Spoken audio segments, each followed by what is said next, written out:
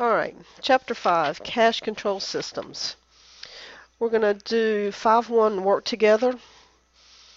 This is going to deal with checking accounts. I'm going to be referring to the book, so if you want to follow along or need an explanation of anything as far as the book is concerned.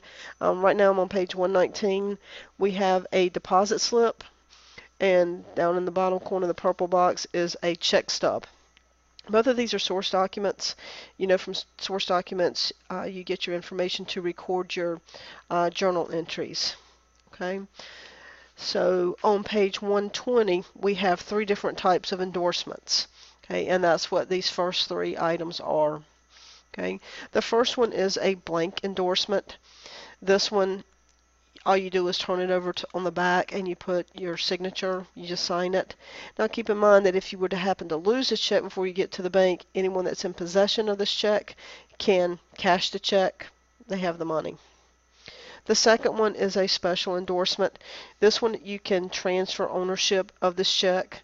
If you have a check, let's say as a birthday present from a grandparent and you owe your brother, you could simply turn the check over and transfer it to him, or to him. Okay, so pay to the order of, who is the person that you are going to transfer this check to? In this case, it's Kelsey Sather, and of course you would need to sign it. Okay, and the last one is probably the most secure, and it's a restrictive endorsement, because whatever you sign on the back is what has to happen to the check. In this case, we're going to write for deposit only. So if this check is lost and someone else gets it, they can only deposit this check. And this one is going to Balsam Lake Accounting. So the only thing the bank can do with this is to deposit it to the Balsam Lake Accounting. And you would need to make sure that you sign the check. So 3 different types of endorsements that we can use on our checks. Okay, page 121, we have the steps to prepare check stubs and prepare checks.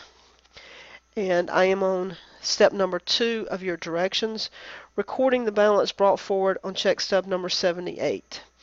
Okay, so right here, this is our check stub. This is the next available check that we have. Okay, so balance brought forward, in this case, is $1805.75. Okay. Number 3, we need to record a deposit of $489. So you record that on your next available check stub. So again, it's on check stub number 78. So the amount deposited, this was on October the 30th. And the amount of that deposit was $489. Okay, we didn't have any more deposits. So I'm going to add these 2 together, which brings my balance in my checking account to $2294.75. I don't have anything else that's going to go in here, so I can go ahead and bring down that subtotal, $2294.75. Okay, so now we are on step number 4, where we need to actually prepare the checks. First check is going to the Corner Garage, check number 78 for $162. So if I go to my check stub, it's going to be for $162. I wrote this on October the 30th. And it's to Corner Garage, and it was for repairs. I go down here, amount of this check is the $162. And you will subtract your checks from your balance.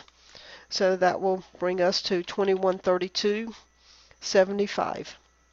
I need to fill out my check. So that date is October the 30th. Of course, you would fill in the year. It's going to Corner Garage, amount of $162. You're going to write out $162 and no 100s. And you can always draw a line to finish out. You put in the little memo section that this was for repairs, and then you would sign it. Okay, our second check. Okay, our balance carried forward is $2132.75. So we bring that to the balance brought forward, $2132.75. Don't have any deposits, don't have anything else that's going here, so I'm going to go ahead and bring down $2132.75. Check number 79 is going to St. Croix Supply for supplies, and that check is for $92. Again, it's on October the 30th. St. Croix Supplies, I may not say these names correctly, for supplies. Okay, amount of this check, $92. Once again, subtract your check from your balance, and that leaves us $2,040.75. Okay, fill out your check, October the 30th, paid to the order of St. Croix Supplies. Amount of the check is $92. You're going to write out $92 and no 100ths, and you can draw a line. For, scroll down, supplies, and sign it. So this is how you would complete check stubs and how you would complete checks.